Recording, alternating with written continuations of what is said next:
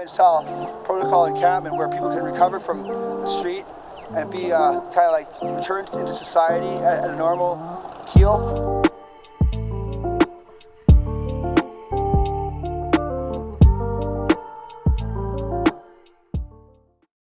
So my name is Freddie Savage, and we're about to go downtown and film some things. I'm not too sure what we're gonna film, but apparently we got a hot tip. Things are going down, and we're gonna catch the action, because that's what we do. We're go-getters, you feel? Yeah, those shoes say that we're go-getters. Those pink Vans.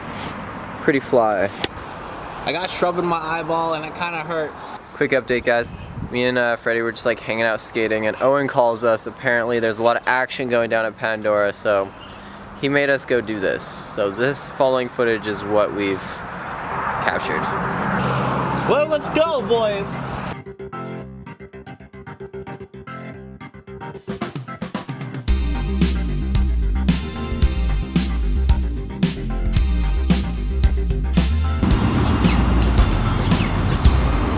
I rode the bus down here like a few weeks ago, and there wasn't as many taxis as there are now. It definitely increased.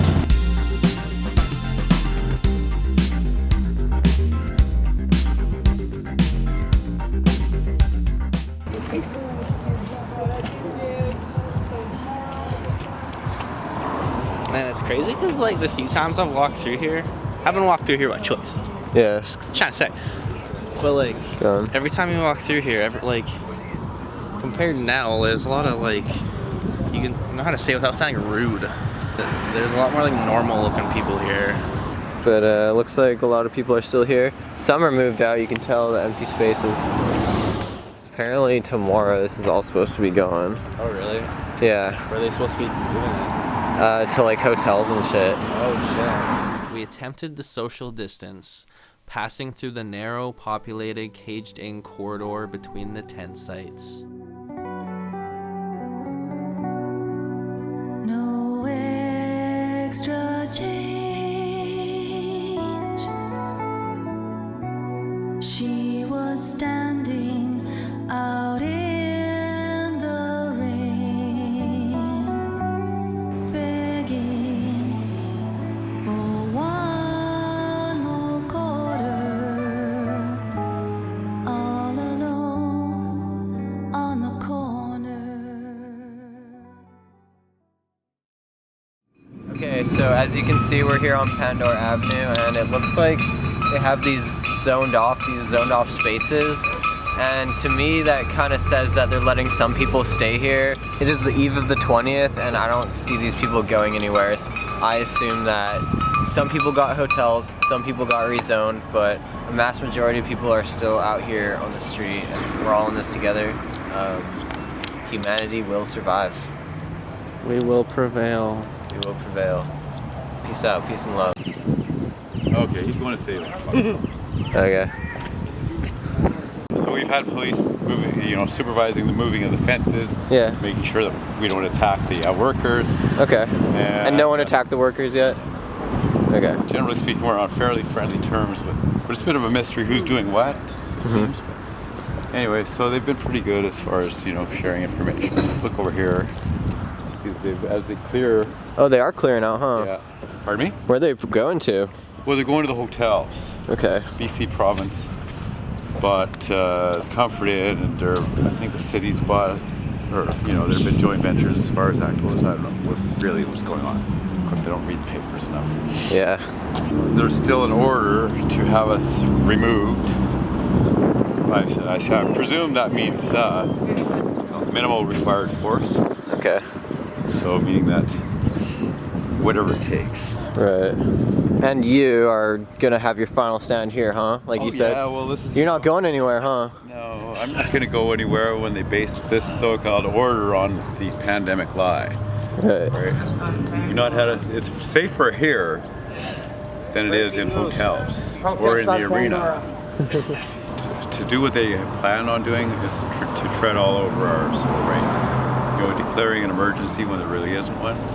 The emergency is it's a cruise ship class and better. So anybody who's had the COVID has been able to quarantine, isolate, whatever you want to call it, and hopefully not infect anybody. Somehow or another, Wuhan, China, where this was first introduced to the general public.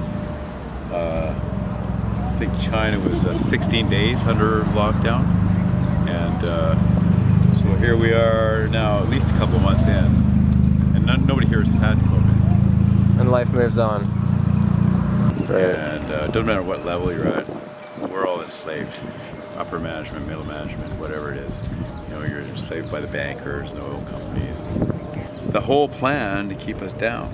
So, well, what's going on here too at the same time is a lot of things are being revealed. A lot of people are actually being arrested, but not Really? for the things you'd think. They're being arrested for things like pedophilia and human trafficking.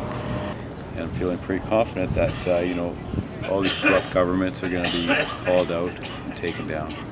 Don't worry, that's not COVID. That's just weed being smoked. They call it the weed cough. Yeah. That's the only thing that's really affecting us, huh, Chase? Americorona.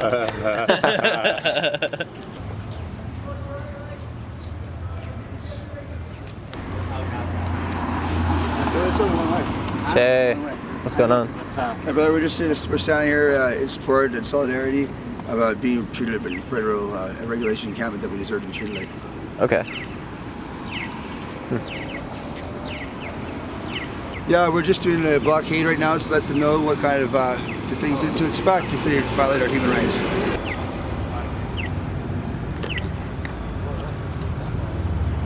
This is within a matter of fact, the scoop.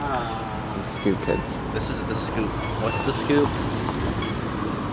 Violates, massive blockades. This is just a little thing. We're not going to tolerate human rights violations in British Columbia. If we don't stand up for ourselves, no one else is gonna. Thanks for your support. This is crazy. Fencing people in during a pandemic. What kind of human rights violation is this? That fence caused 2 accidents. You have any words you want to say, Colin? Ignore my face, but Okay. not, Access egress 2 blocked. accidents since putting the gates in, Human rights violation. 0 Right in accidents. front of your face. Come on, guys. and Come months on. before that. People are supposed to keep separate. We're fenced in. It's a human rights violation. We're human beings. We haven't been offered anything. Don't believe the lies. Don't believe the hype. We want safe communities just like you guys want. We really do. Thank you, sir.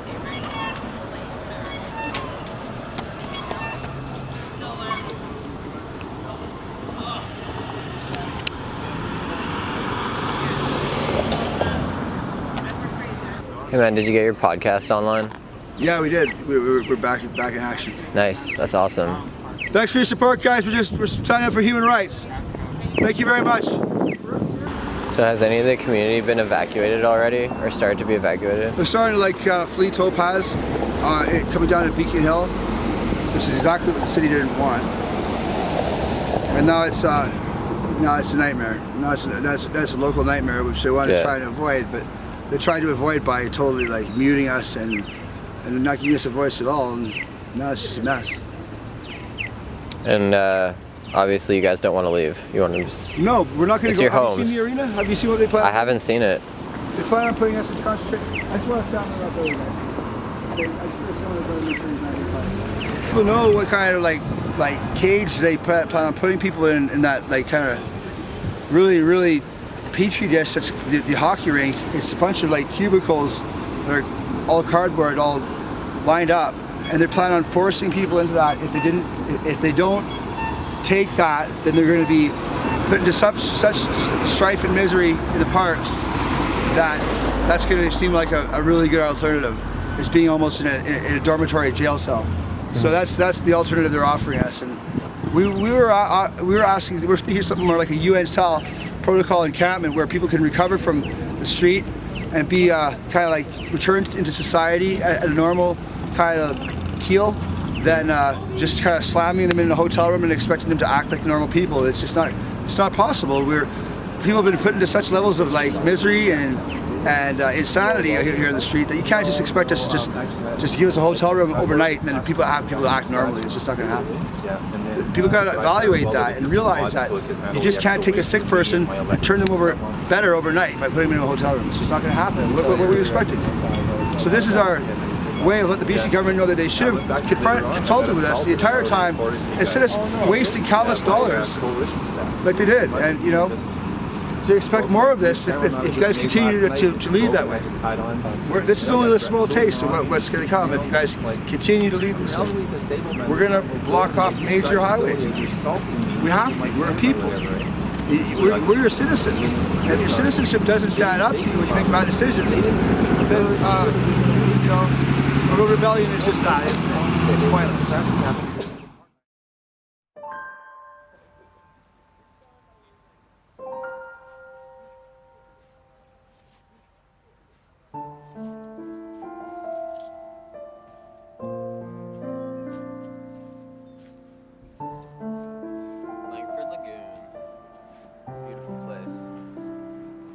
So we are at the end of the documentary. It's been a bit of a journey.